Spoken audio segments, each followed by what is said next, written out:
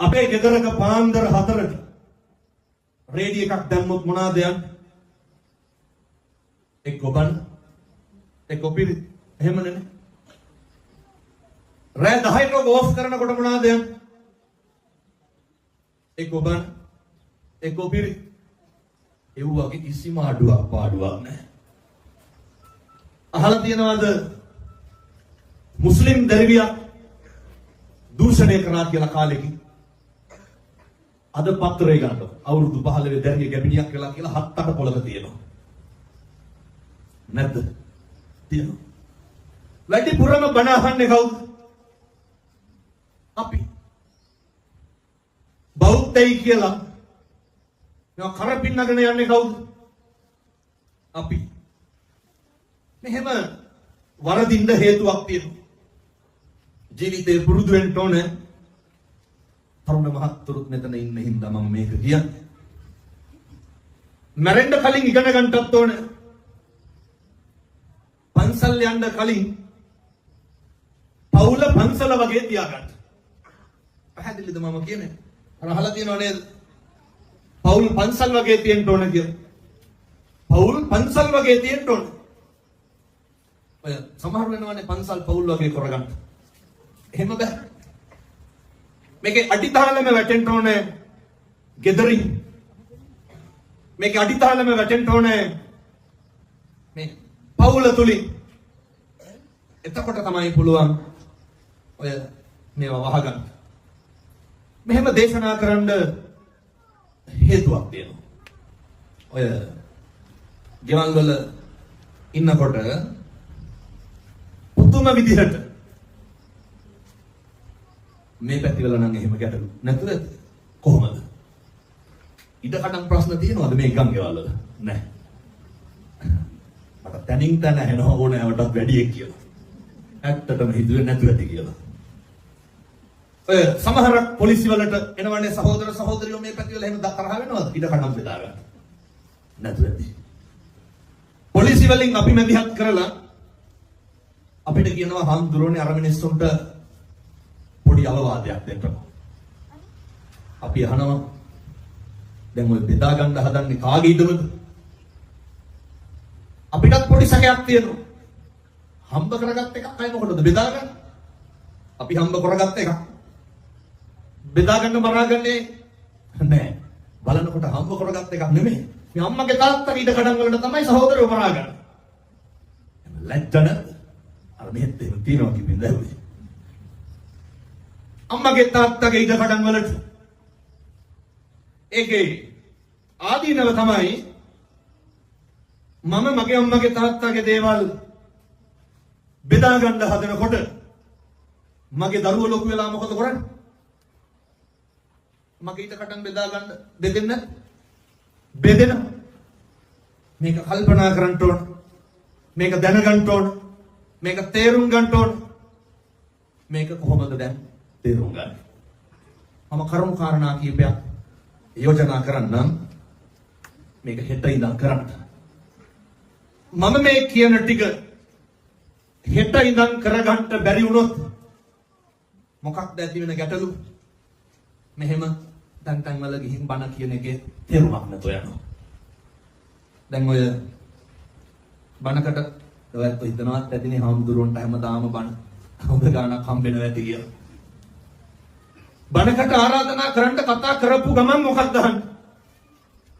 මොකක් අහන්නේ? කීයද කියලා? ගාණ කීයද? වෙනන්නේ. මේ පැවිදි ජීවිතේ අම්මට තාත්තට පිං සිද්ධ වෙන්න මෙච්චර සද්දෙට බණ කියන්න හම්බුනේ. කවදාවත් සල්ලි වලට බණ කියලා නැහැ. කියන හැම වචනයක් ගැනම මට හරි තෘප්තිමත්. ඇයි? මේවා හරි කරුණාවෙන් දේශනා කරන්න. හරි ඕනකමින් කියන්නේ. නැවත මෙහෙම කියන්නේ එක වචනයක්වත් අපතේ නම් දාන්න එපා. එහෙනම් මෙච්චර දුර ඇවිල්ලා මෙවුවා කියන එකේ තේරුමක් නැහැ. මෙහි ඉඳන් හෙට පුත්තලම යනවා කියන්නේ. හරි දුරයි. අද ගෙදර ගිහින් පටන් ගන්න. මොන දේ කරන්ට ඔය තැන් වල ගිහිල්ලා නේද ටයිත් එක ගෙඩි පිටින් ගිලින්න හැදුවට වැඩක් නැහැ පවුලේ සනසීමක් නැත්තම් අපේ තාත්තලාට අපේ තරුණයන්ට තේරුම් ගන්න අම්මා තාත්තා කල්පනා කරන්න ඕනේ දරුවන්ට කතා කරන්න මගේ දුවේ මගේ පුතේ කියලා කතා කරන්න බැරි වෙයිද කොහොම කතා කරගන්න කවදාවත් දරුවන්ට නම කියලා නම් කතා කරන්න එපා ඒක හරි දුරයි නැද්ද නම කියලා කතා කරන්න ඕන තරම් මිනිස්සු ඉන්නවා එහෙමනේ ඕන තරම් ඉන්නවා මගේ දුවේ මගේ පුතේ කියලා කියන්න කවුද අම්මයි තාත්තයි විතරයි සංසාරේ කවදානම් කොහොම ආදරණීය විදිහට ආය අපි කතා කරත්තද පැහැදිලිද මම මේ කියන එක පුරුදු වෙන්න පෙර පිනට කතා කරන්න හම්බෙච්ච ඔය කටින් එක වචනයක්වත් අපතේ නම් දාන්න නරකයි අපතේ දාන්න එපා අද ගිහින් පුරුදු වෙන්න ඔය මේ පැතිවල දරුවෝ ඉන්නවා ධම්මට තාත්තට තෝතා කියලා බණි නැතු ඇති මම හිතන්නේ කවදාවත් අම්මට තාත්තට එහෙම කතා කරන්න එපා අම්මා තාත්තා කවදාවත් දරුවෙකුට තෝ කියලා කියන්න එපා කවදාවත් කියන්න එපා මේක හොඳට මතක තියාගන්න මෙච්චර කාලයක් කිව්වනම් අද ඉඳන් අම්මේ තාත්තේ ඕක නවත්තන්න මොකද මෙහෙම දේශනා කරන්න හේතුව ඔතනින් තමයි පටන් ගන්න ඕන තැන ඔතනින් තමයි ආරම්භ කරන්න ඕන තැන පවුල පන්සල වගේ තියාගන්න තැන ඕක තමයි පළවෙනි කාරණය ඊළඟ කාරණය තමයි මේක අපේ තාත්තලා කරන්න ඕන වැඩ ඔය දවසට එක වේලක් හරි මේ පැතිවල බොනවද නැහැ නැතුව ඇති මම හිතන්නේ ඒ hina වෙන විදිහට නම් අරක්කුත් එක වෛර පිළිමාන පාටක් තියෙන බිව්වට කමක් නැහැ දවසට එක වේලක් හරි ගෙදර ඉන්න 3-4 දෙනා අම්මයි තාත්තයි දරුවෝයි මේ පැතිවල තරුණයෝ ගෙදරින් එළියට ගියපුවාම ඉන්න රෑ 12ට විතර ගංජා ගහනවද මේ පැත්තේ නැහැ නැතුවදී මම හිතන්නේ උත්තම විදිහට මේ දඩබ්බර තරුණ පිරිස මම කියන්නේ මේ පැතිවල නෙමෙයි අනිත් බොහෝ පැතිවල එහෙමයි විවිධ මත්ද්‍රව්‍ය වලට බැහැලා ජීවිතේ පුරුදු වෙන්න අම්මයි තාත්තයි දරුවෝයි දවසට එක වේලක් හරි එකට බත් ගන්න ඕවා මහ දේවල් නෙමෙයි එක වේලක් එකට බත් ගන්න අම්මයි තාත්තයි මාරුවෙන් මාරුවට හරි බැරි වෙයිද බත් කටවත් කවා ගන්න සතුටම උතුරන්නේ නැද්ද ආදරේම ඉතුරු වෙන්නේ නැද්ද බැරිද අපේ තරුණයන්ට අපේ දරුවන්ට අම්මටයි තාත්තටයි එක වේලක් පිගානෙන් බත් කටක් කවා ගන්න බැරි වෙයිද ඔක කරන්නේ සතුටම උතුරයි ඔයිට වඩා මොනවද කරන්න ඕනේ ගෙදර සතුටින් ඉන්න අය මහ දෙයක් කරන්න නැහැ මේ ගෙදර ඇත්තන්ගේ ආදරේ නැතුව ගෙදරින් එළියට බහලා උදේ ඉඳන් රැ වෙනකම් බණ කිව්වට වැඩක් නැහැ මුළු මහත් සමාජ දේහෙම කුණු ගඳ ගහනකොට පන්සල් වල බණ කිව්වට වැඩක් තියෙනවද නිකන් ඔය ටිකවත් කරගන්න බැරි නම් පාන්සකූල පිරිමහ ගන්න උවමනාවට දායකම් කරන්න එපා පන්සල් වල. ආගමික කටයුතු කරගන්න උවමනාවට පන්සල් වලට බත් අම්බන්න එපා. අපේ ඇතිවෙන්න ඕන ශික්ෂණය ගෙදර හදාගන්න. මම තව එකක් කියනවා. මේක හෙට ඉඳන් කරන්න. ඔය බණ 100ක් කිව්වොත් 99ක මම මේක කියනවා. අපේ තාත්තලා අපේ තරුණ දරුවෝ හෙට උදේ නැගිටලා බැරි වෙයිද පින්නතුනි මේ කාරණය තමයි බොහෝ මිනිස්සුන්ගේ හිත වෙනස් කරපු කාරණය උදේම බුදුහාමුදුරුවන්ට පැන් ටික පූජා කරන්න කියන එක මම තමයි හරියට කිව්වේ. මට කතා කරනවා නැවක වැඩ කරන මහත්තයෙක් හැමදාම ෆොටෝ ගහ යවනවා හාමුදුරුවන්ට පිං සිද්ධ වෙන්න ඕන. බුද්ධ රූපෙකුත් නැහැ. අනේ පැත්තකින් පැන් වීදුරුවක් තියෙනවා බුදුහාමුදුරුවන්ට. මේක අපේ තාත්තලා අපේ තරුණයෝ අපේ දරුවෝ මේක කරන්නේ. හෙට උදේ නැගිටපු ගමන් පොඩි වීදුරු තියෙනවා ගෙවල් නේ. ඔකට වතුර ටිකක් දාන්න. බැරි වේද අපේ තාත්තලාට අපේ අම්මලාට අපේ දරුවන්ට ඔක බුදුහාමුදුරුවන්ට පූජා කරගන්න. පින් සිද්ධ වෙන්නේ නැද්ද? උදේ පාන්දර මගේ බුදුහාමුදුරුවන්ට පැන් පූජාව කරා කියලා. පැත්තන්ට කිරිත්රුව වගේ හරියයි පින්නතොර. ඔච්චර පින් සිද්ධ වෙනවා. උදේට ඔක බැරිකමද නොකරනකමද? නොකරනකමද? ගාත කියන්න ලෑස්ති වෙන්න ඕනේ නේ. කුණු කෙල පිටින් හරි කමක් නැහැ. ඔක කරත් හරි වටිනවා. පැන් වීදුරුව තියලා අත් දෙක නලලට ගන්නකොට හරි පුදුම හැඟීමක් ඇති වෙයි. මේක කරන්න හෙටයිලා. ගෙවල් වල උයනවනේ. බැරි වේද අපේ තරුණ මහත්තුරුන්ට? නැගිටිනකොට 9 10 වෙනවා නම් ඉතින් කරන්න දෙයක් නෑ.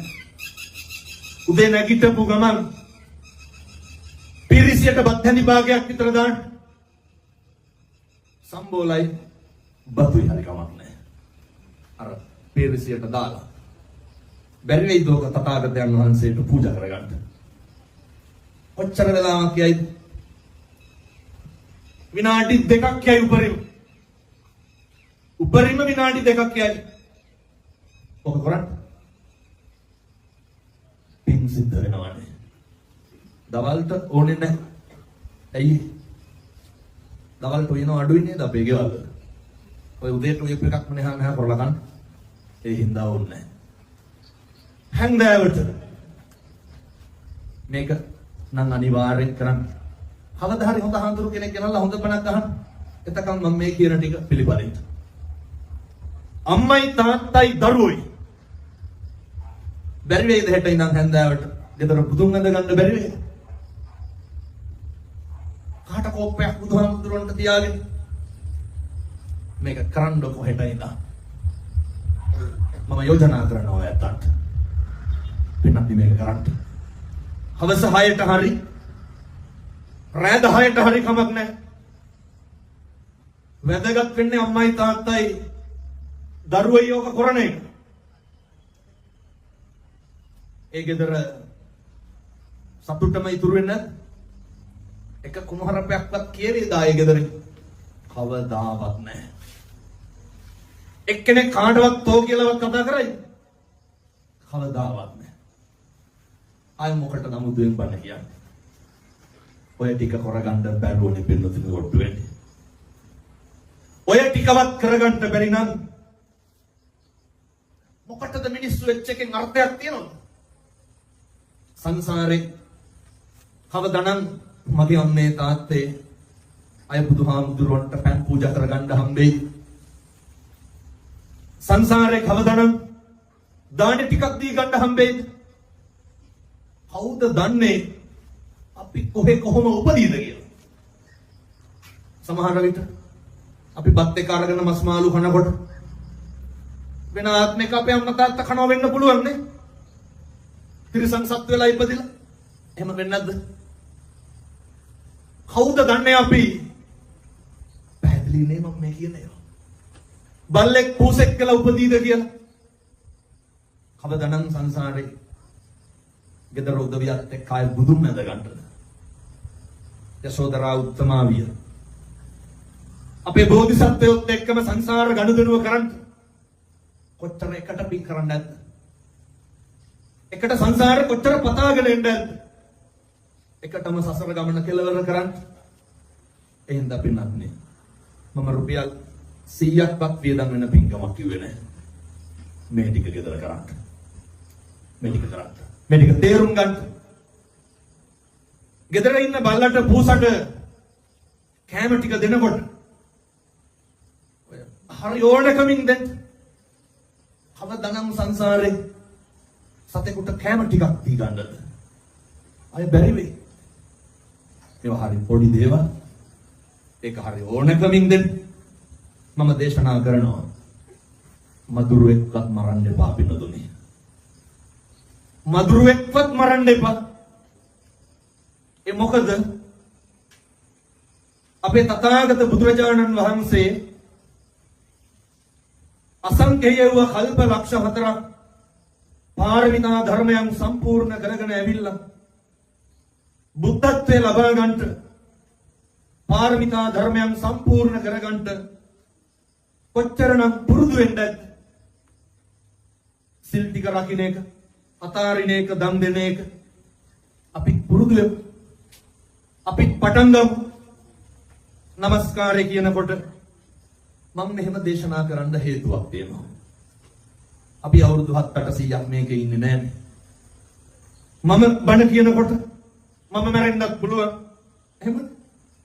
ඔයත් බණ අහනකොට ඔයත් මැරෙන්නත් පුළුවන්. මේක හරි අවිනිශ්චිතයි. මේක බොහොම ඉක්මනට නැති වෙනවා. අර මතකද ඉන්දියාවේ ගුවන් යානය හැප්පුණේ ගිහිල්ලා මම මේක ගැන හොඳ බණක් කිව්වා ඊයේ පෙරේද දෙරනේ. උදේ යන්න ඇති මම හිතන්නේ. ගුවන් යානය නේ එයාපෝට් එකෙන් උස්සලා තප්පර 40ක් විතර නේ ගියේ. එතන මමත් එක්ක ඉන්දියාවේ හිටපු යාළුවෙක් හිටියා. ඒ යාළුවා ගිහිල්ලා තිබ්බා ලන්ඩන් යන යාළුවා 4 දෙනා අරලික් එයාපෝට් එකට. බදාගෙන අඬලා කවදානම් ආය හම්බෙයිද කියලා.